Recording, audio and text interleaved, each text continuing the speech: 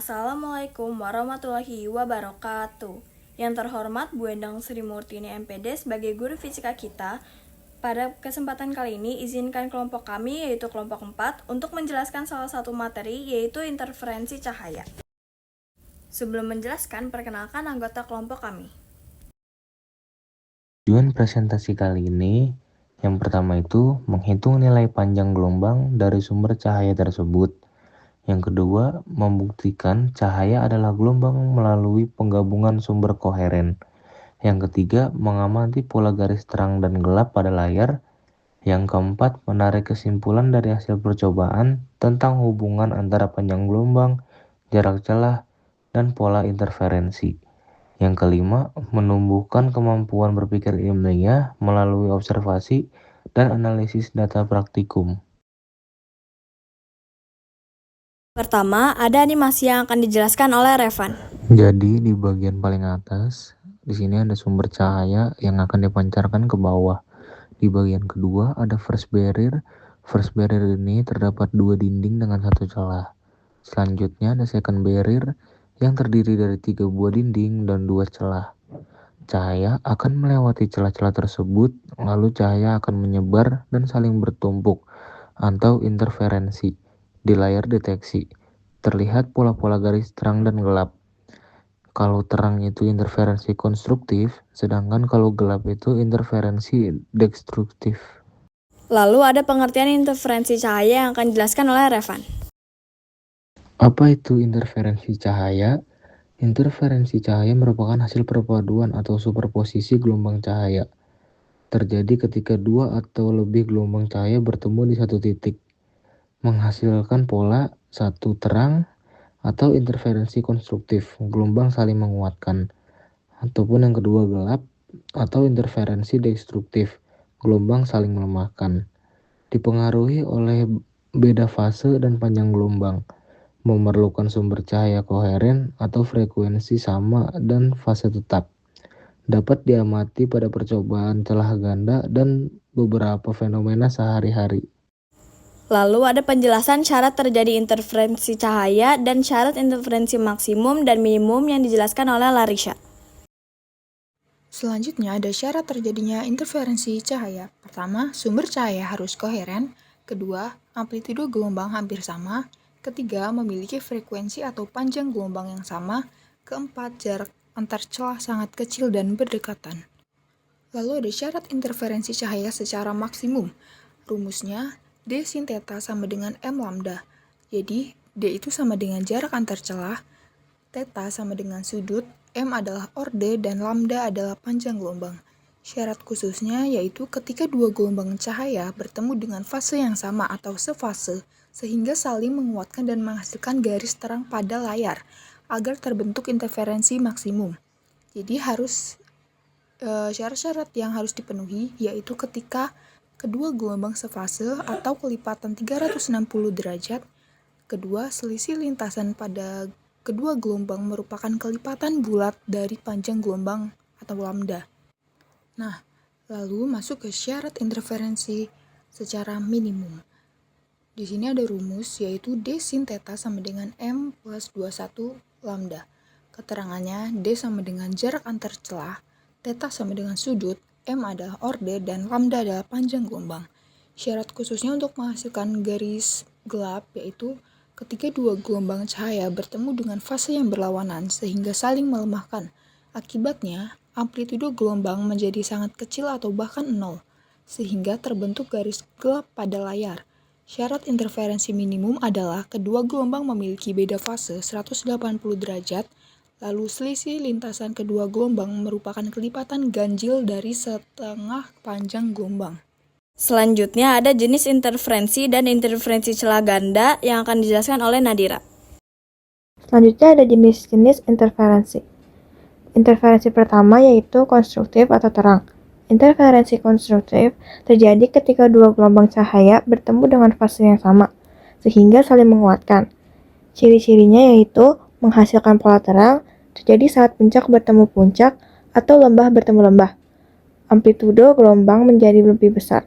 Kesimpulannya, semakin besar amplitudo, maka cahaya terlihat semakin terang. Kedua, Interferensi destruktif atau gelap. Interferensi destruktif terjadi ketika dua gelombang cahaya bertemu dengan fase berlawanan, sehingga saling melemahkan. Ciri-cirinya yang pertama, menghasilkan pola gelap, terjadi saat puncak bertemu lembah. Yang terakhir, amplitudo gelombang saling mengurangi atau bahkan nol. Kesimpulannya, jika amplitudo saling menghilangkan, maka cahaya tampak gelap. Nah, selanjutnya ada interferensi celah ganda atau Young. Pertama kali ditunjukkan oleh Thomas Young pada tahun 1801. Ketika dua gelombang cahaya yang koheren menyinari dua celah sempit, maka akan terbentuk pola interferensi berupa garis terang dan gelap pada layar. Kemudian ada interferensi celah ganda, interferensi cahaya dari film tipis, dan juga data pengamatan yang akan dijelaskan oleh Miracle. Interferensi terjadi karena adanya beda lintasan yang ditempuh oleh cahaya pertama dan kedua dari S0 ke P. Lihat gambar titik 6 di samping. Cahaya pertama menempuh lintasan S0 dikali S1 ditambah S1 dikali P. Sedangkan cahaya kedua menempuh lintasan S0 dikali S2 ditambah S2 dikali P. Karena S0 dikali S1 sama dengan S0 dikali S2, maka beda lintasan adalah S2 dikali P dikurang S1 dikali P. Sama dengan D sin theta 3 kurang 9. Dua gelombang mengalami interferensi konstruktif saling memperkuat jika beda fasenya delta P sama dengan 0, 2pi, 4pi, 6pi rad. Dan seterusnya atau kelipatan genap dari pi ditulis delta P. 2np, n-nya di sini 0, 1, 2, dan seterusnya. Beda fase pi menunjukkan beda lintasan setengah panjang gelombang, setengah lambda, seperti ditunjukkan pada gambar 3.7. Dengan demikian, interferensi konstruktif terjadi jika beda lintasan delta S adalah kelipatan genap dari setengah lambda. Ditulis, delta S sama dengan 2n setengah lambda. N di sini 0, 1, 2, dan seterusnya. Tadi sudah dijelaskan interferensi konstruktif. Di sini gambarnya di gambar 3.7. Sekarang interferensi destruktif. Saling memperlemah terjadi jika beda fase kedua gelombang delta V sama dengan pi 3pi 5pi rad atau kelipatan ganjil dari pi ditulis delta V sama dengan 2n dikurang 1pi n 1, 2, 3. Dengan demikian interferensi destruktif juga terjadi jika beda lintasan delta S adalah kelipatan ganjil dari setengah lambda. Sekarang interferensi cahaya dari film tipis. Peristiwa ini merupakan peristiwa di mana gelombang cahaya direfleksikan dari permukaan-permukaan yang berlawanan. Sinar 1 dan sinar 2 akan sefasa dan konstruktif jika 2nt sama dengan m tambah 21 dikali lambda. Mereka akan berlawanan fasa dan berinterferensi destruktif jika 2 dikali n dikali t sama dengan m kali lambda atau di mana m-nya ini 0, 1, 2, 3. Keterangan, N itu indeks bias film, T itu ketebalan film, lambda itu panjang gelombang cahaya, dan M itu bilangan bulat, 0, 1, 2, dan seterusnya. Kemudian ada paparan LKPD tentang interferensi cahaya.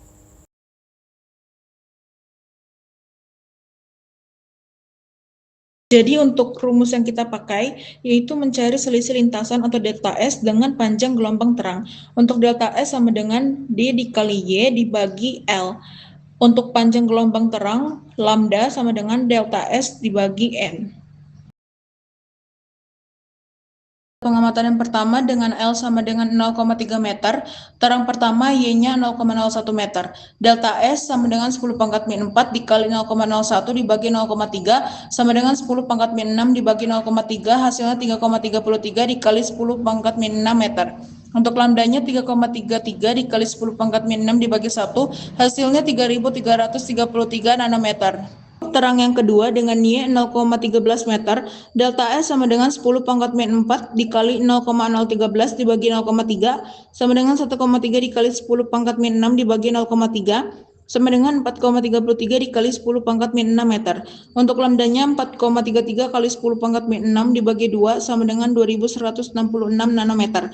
Untuk terang yang ketiga dengan Y 0,01 meter, delta S-nya 10 pangkat min 4 dikali 0,01 dibagi 0,3 sama dengan 3,3 dikali 10 pangkat min 6 meter. Untuk lambdanya 3,33 dikali 10 pangkat min 6 dibagi 3 sama dengan 1111 nanometer. Untuk terang yang keempat dengan Y-nya 0,018 meter sama dengan delta S-nya itu 10 pangkat min 4 dikali 0,018 dibagi 0,3 sama dengan 1,8 dikali 10 pangkat min 6 dibagi 0,3 sama dengan 6,00 kali 10 pangkat min 6 meter. Untuk lambdanya 6,00 dikali 10 pangkat min 6 dibagi 4 sama dengan 1500 nanometer. Data pengamatan pertama, gelap pertama, Y sama dengan 0,008 meter, delta S-nya 10 pangkat min 4 dikali 0,008 dibagi 0,3 sama dengan 8 kali 10 pangkat min 7 dibagi 0,3 sama dengan 2,66 dikali 10 pangkat min 6 meter.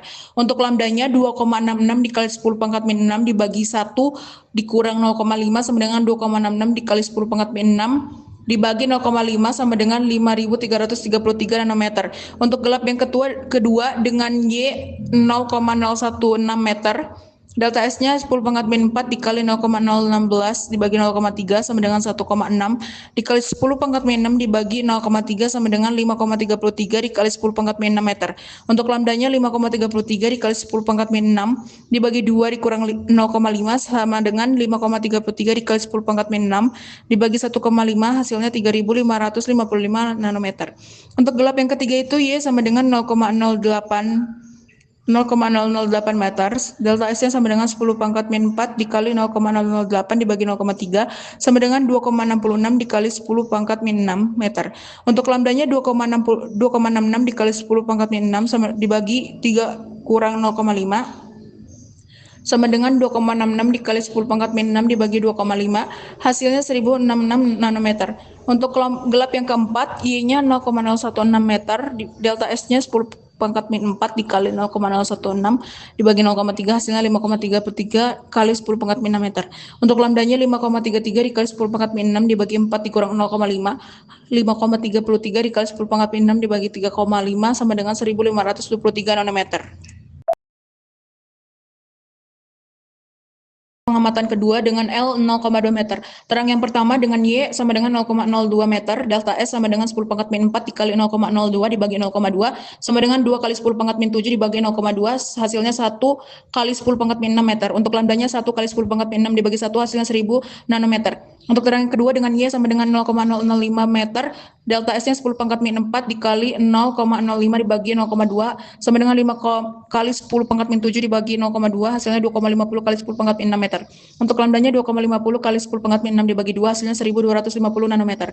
Untuk terang yang ketiga Y-nya sama dengan 0,04 meter, delta S-nya 10 pangkat min 4 dikali 0,004 dibagi 0,2 sama dengan 4 kali 10 pangkat min 7 dibagi 0,2 sama dengan 2,00 dikali 10 pangkat min 6 meter. Untuk lambdanya 2,00 kali 10 pangkat min 6 dibagi 3 sama dengan 666 nanometer. Untuk terang yang keempat, Y-nya 0,007 meter, delta S-nya 10 pangkat min 4 dikali 0,007 dibagi 0,2 sama dengan 7 kali 10 pangkat min 7 dibagi 0,2 sama dengan 3,50 dikali 10 pangkat min 6 meter. Untuk lambdanya 3,50 dikali 10 pangkat min 6 dibagi 4 sama dengan 875 nanometer. Untuk data pengamatan yang kedua tentang gelap yang pertamanya itu Y-nya 0,001 meter, delta S-nya 10 pangkat min 4 dikali 0,001 dibagi 0,2 sama dengan 1 kali 10 pangkat min 7 dibagi 0,2 sama dengan 0,50 dikali 10 pangkat min 6 meter. Untuk lambdanya 0,50 dikali 10 pangkat min 6 dibagi 0,5 sama dengan 1000 nanometer. Untuk gelap yang kedua dengan Y-nya sama dengan 0,003 meter, delta S-nya 10 pangkat min 4 dikali 0,03 dibagi 0,2 sama dengan 3 kali 10 pangkat min 7 dibagi 0,2 sama dengan 1,50 kali 10 pangkat min 6 meter. Untuk lambdanya 1,50 dikali 10 pangkat min 6 dibagi 1,5 hasilnya 1000 nanometer. Untuk gelap yang ketiga dengan Y 0,04 meter, delta S-nya 10 pangkat min 4 dikali 0,04 dibagi 0,2 sama dengan 4 kali 10 pangkat min 7 dibagi 0,2 hasilnya 2 kali 10 pangkat min 6 meter. Untuk lambdanya 2 kali 10 pangkat min 6 dibagi 2,5 sama dengan hasilnya 800 nanometer. Untuk gelap yang keempat Y-nya 0,005 meter, delta S-nya 10 pangkat min 4 dikali 0,05 dibagi 0,2 sama dengan 5 kali 10 pangkat min 7 dibagi 0,2 sama dengan 2,50 kali 10 pangkat min 6 meter. Untuk lambdanya 2,50 dikali 10 pangkat min 6 dibagi 3,5 hasilnya 714 nanometer.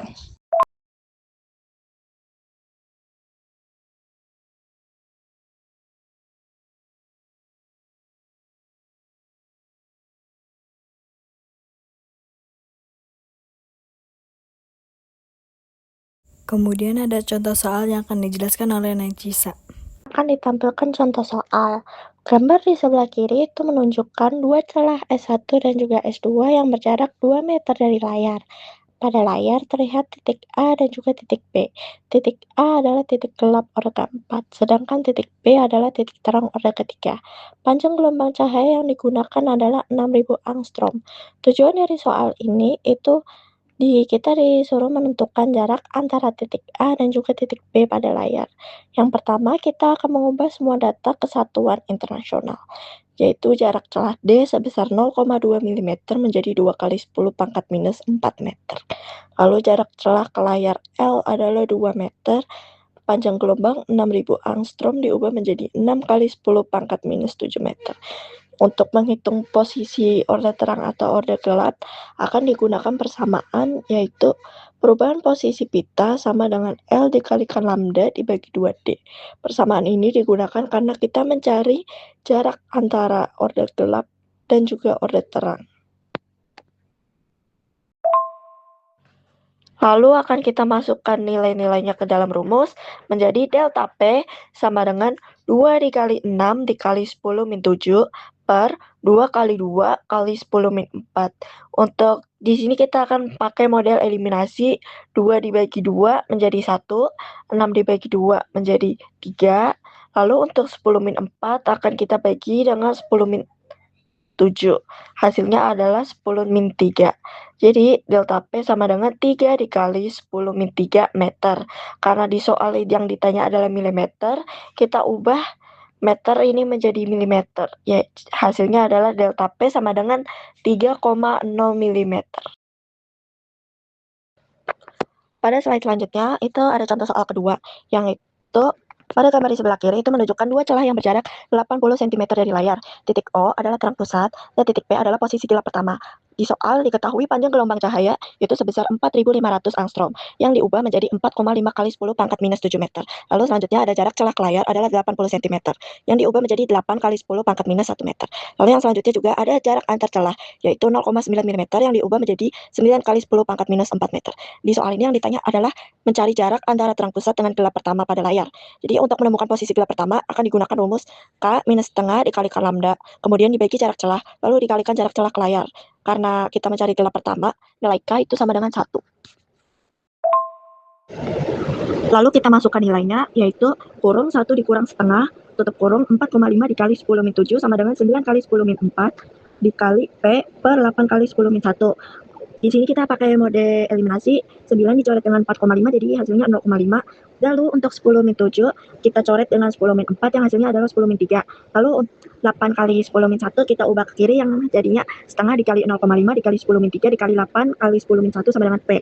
Di sini 10 min 1 akan dikali dengan 10 min 3 yang hasilnya adalah 10 min 4. Lalu untuk 8 akan kita coret dengan setengah yang hasilnya 4. Lalu untuk 0,5 itu sama dengan setengah, kita coret lagi dengan 4 yang hasilnya adalah 2. Jadi hasilnya adalah P sama dengan 2 dikali 10 min 4 meter. Di sini di soal yang ditanya adalah milimeter. Kita ubah menjadi milimeter yang hasilnya adalah 0,2 milimeter.